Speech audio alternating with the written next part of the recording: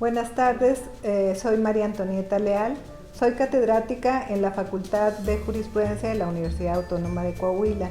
Imparto las materias de Derecho Procesal Penal y Teoría del Garantismo Penal. Este día pues me toca compartir con mis alumnos y con quien me quiere escuchar en relación a algunos temas dentro de esta plataforma Apuntes Juris 2020. El tema que voy a compartir el día de hoy con ustedes es de la materia de Derecho Procesal Penal.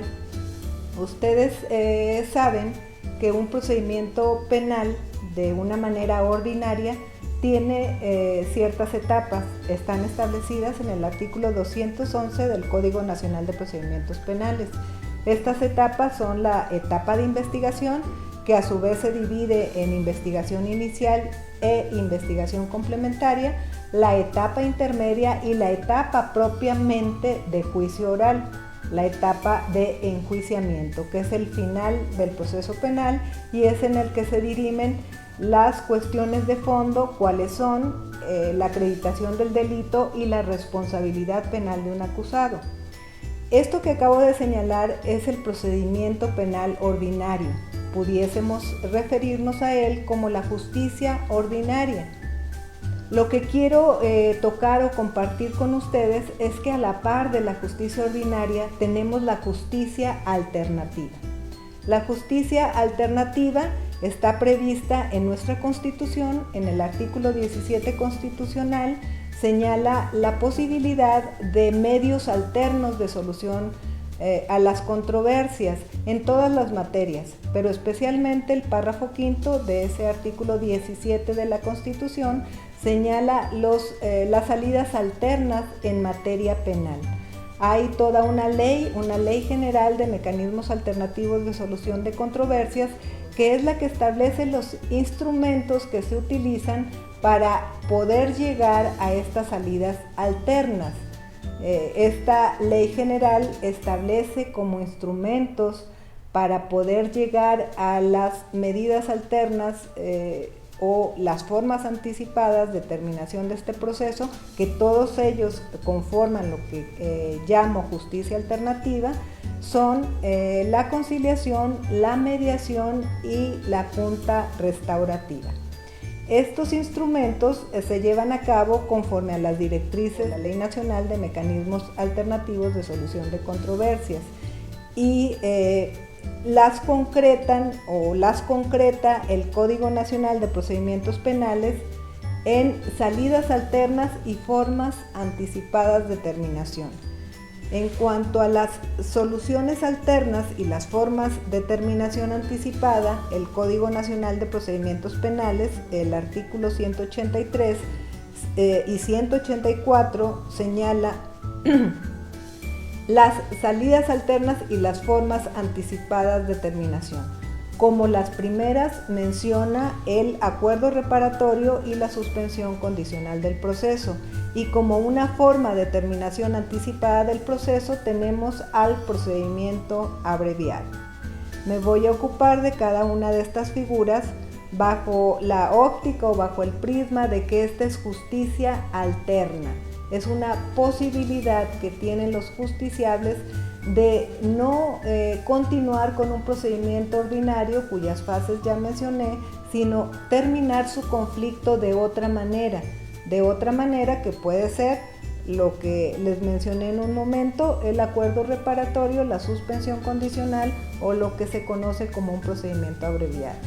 Antes de ocuparme de definir cada una de estas figuras, debo señalar que el sistema de justicia penal de corte acusatorio, el nuevo sistema de justicia penal que se instauró a partir del año 2008 y que entró en vigor en Coahuila en el año de 2014, una de sus objetivos principales, aparte de los fines que persigue conforme a los principios que establece la Constitución, lo es el descongestionamiento de los sistemas de justicia penal o la despresurización. De ahí que surjan estas formas alternas para no llevar a cabo lo que es un procedimiento normal, un procedimiento ordinario. las tres formas que acabo de mencionar, el acuerdo reparatorio, la suspensión condicional y el procedimiento abreviado, son formas de terminación alterna que tienden a la despresurización o descongestionamiento del sistema de justicia. El acuerdo reparatorio, de acuerdo al Código Nacional, es aquel que se da entre víctima u ofendido y el imputado, que una vez aprobado o sancionado por el Ministerio Público o por el juez de control, extingue la acción penal. Estos acuerdos reparatorios, como su nombre lo indica, tienden a realizar un acuerdo de voluntades, es como un contrato respecto a la reparación del daño. Las partes se ponen de acuerdo en cómo va a ser esa reparación del daño y una vez que se cumpla con ella se originaría lo que conocemos como la extinción de la acción penal y el sobreseimiento de la causa. En cuanto a los casos de procedencia, el artículo 187 señala cómo las hipótesis o los supuestos de procedencia de un acuerdo reparatorio, los siguientes. Primero, en tratándose de delitos que se persiguen por querella, por acto equivalente o que admiten el perdón de la víctima o el ofendido. Además, también procede en tratándose de delitos culposos y por último, en delitos patrimoniales cometidos sin violencia sobre las personas. Es decir, tenemos tres. Número 1, delitos que se persiguen por querella, que admiten el perdón de la víctima o ofendido. Número 2, delitos culposos. Y número 3, delitos patrimoniales que se cometan sin violencia en las personas.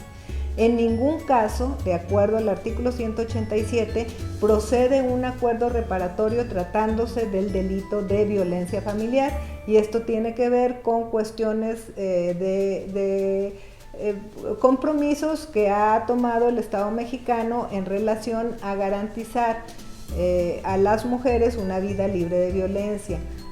Tomando en consideración la época en que vivimos, todo el fenómeno que se ha presentado en casos de violencia de género, de violencia familiar, violencia familiar como género y violencia contra la mujer como una especie, pero que se da dentro del entorno familiar, es por ello que no se permite esta forma de salida alterna tratándose del delito de violencia familiar. Tampoco va a proceder en el caso de que el imputado haya incumplido previamente un acuerdo reparatorio, salvo que haya sido absuelto en ese proceso. El acuerdo reparatorio procede desde el momento mismo en que se presenta una denuncia o querella, es decir, en sede ministerial, o hasta que antes de que se dicte un auto de apertura a juicio oral, que es la conclusión de la etapa intermedia. En este lapso, desde la noticia criminis hasta antes de que se dicte un auto de apertura a juicio oral, es donde se puede plantear esta salida alterna consistente en el acuerdo reparatorio. También quiero señalarles que los acuerdos reparatorios tienen dos modalidades, de cumplimiento inmediato y de cumplimiento diferido.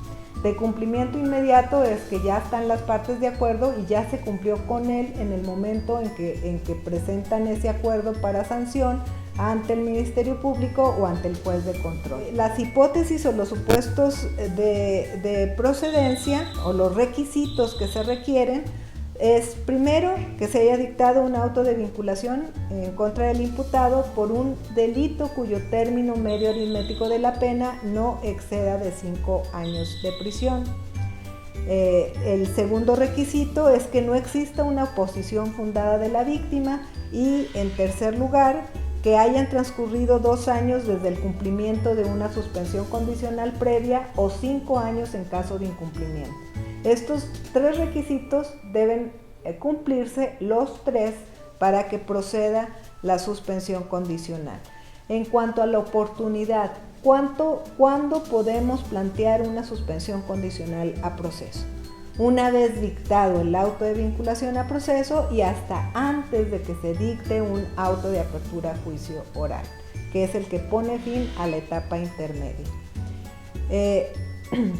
El plan de reparación del daño pues tiene que acompañarse y someterse a consideración de la parte contraria, es decir, de la víctima, de su asesor jurídico, para que señale si está de acuerdo o no está de acuerdo con ese plan de reparación del daño, porque se requiere el consentimiento de la víctima. Por eso se señala como requisito de procedencia que no exista una oposición de la víctima, una oposición que no debe ser caprichosa, debe ser fundada, es decir, no es a capricho de la víctima. Si razonablemente el plan de reparación del daño y el plan condicional que se presenta ante el juez es razonable, pues no habría ninguna oposición que valiera en este sentido para que no procediera la suspensión condicional. El artículo 195 del Código Nacional de Procedimientos Penales establece una serie de condiciones, porque recuerden, es un doble plan, plan de reparación del daño y plan condicional. Condiciones a que estará sujeto el imputado durante el tiempo que dure la suspensión.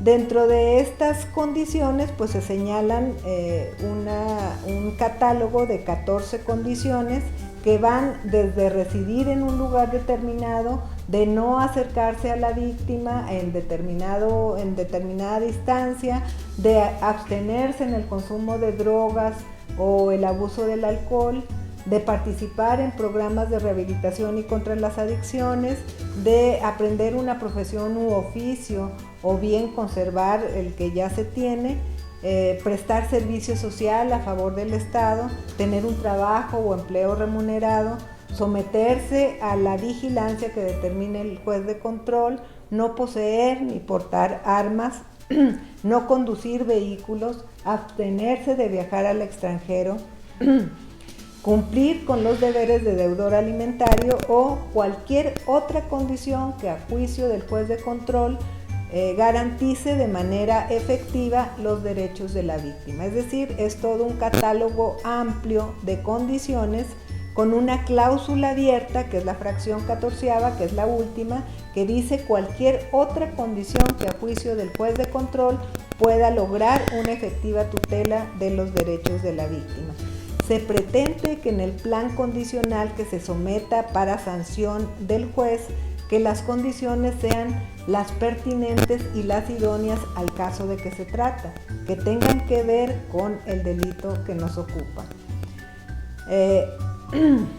Una vez que el juez sancione de procedente esta suspensión condicional, pues deberá comunicárselo a la unidad de medidas cautelares, quien es la institución encargada de darle un seguimiento a estas medidas o condiciones y el plan de reparación del daño. Si hay algún incumplimiento, se tiene que llevar a cabo una audiencia ante el juez de control para determinar si se revoca o no se revoca la suspensión condicional. Como ya les había indicado, el plazo de la suspensión condicional es un mínimo de 6 meses a un máximo de 3 años, durante el cual se deben cumplir con la reparación del daño y con las condiciones que se fijen, y que una vez cumplido también va a originar la extinción de la acción penal y por ende el sobreseimiento de la causa. Por último, me voy a ocupar rápidamente de lo que se conoce como un procedimiento abreviado. Procedimiento abreviado, o también conocido en la doctrina como un juicio de actas. Un procedimiento abreviado implica una condena, implica un fallo de condena por parte del juez de control, pero a diferencia de lo que es una audiencia de juicio, pues no va a haber desahogo de prueba. Esto es importantísimo, por eso se le llama también un juicio de actas, porque con lo que se le va a juzgar al imputado es precisamente los registros de la carpeta de investigación con las que cuenta el Ministerio Público. Y los requisitos para este procedimiento abreviado, básicamente conforme al Código Nacional, es primero que el Ministerio Público, quien es el legitimado, lo solicite. El Ministerio Público lo debe solicitar. Para ello, pues debe formular una acusación, ya sea de manera oral en la misma audiencia o si ya hay una acusación por escrito, pues reiterarla en la audiencia de procedimiento abreviado. Es requisito también que no haya una oposición fundada de la víctima u ofendido. Esto tiene que ser porque todas las salidas alternas y formas anticipadas de terminación deben proveer lo conducente a que se repare el daño o al menos se asegure o se garantice esa reparación del daño.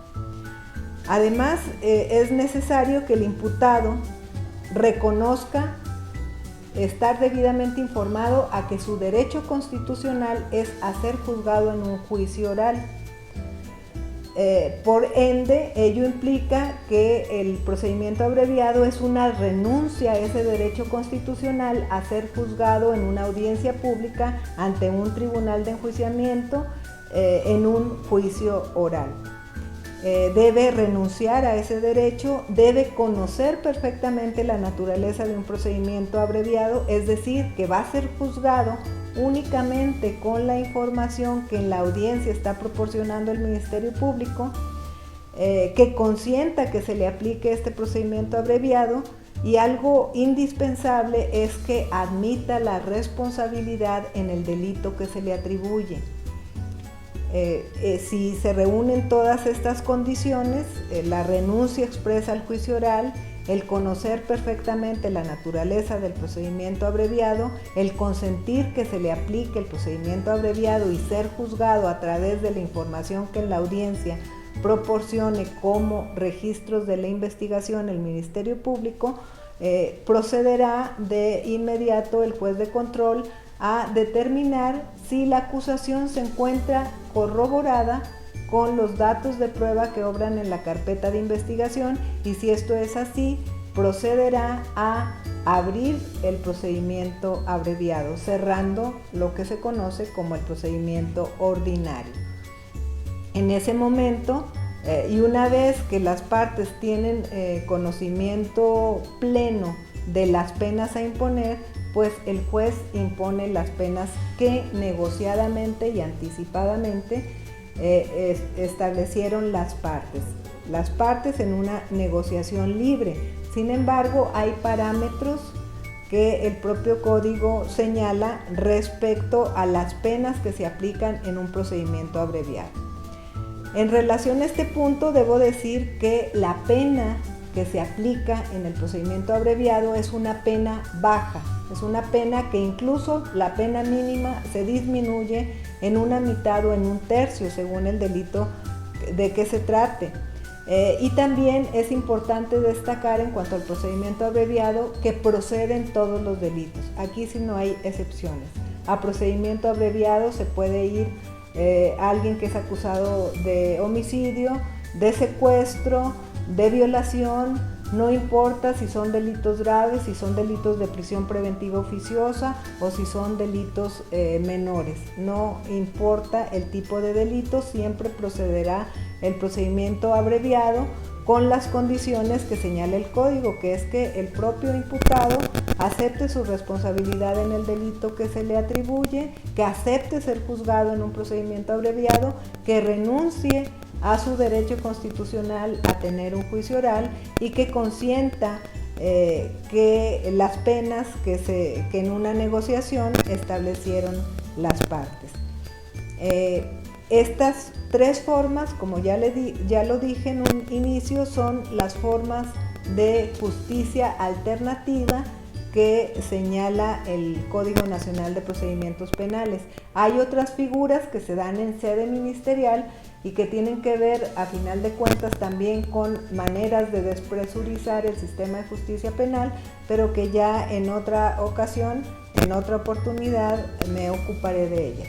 Por lo pronto, eso es lo que les quería comentar. Quería hacer de esto una charla no tan larga, espero que no me haya excedido mucho, y pues darles las gracias por la posibilidad que tengo de externar esta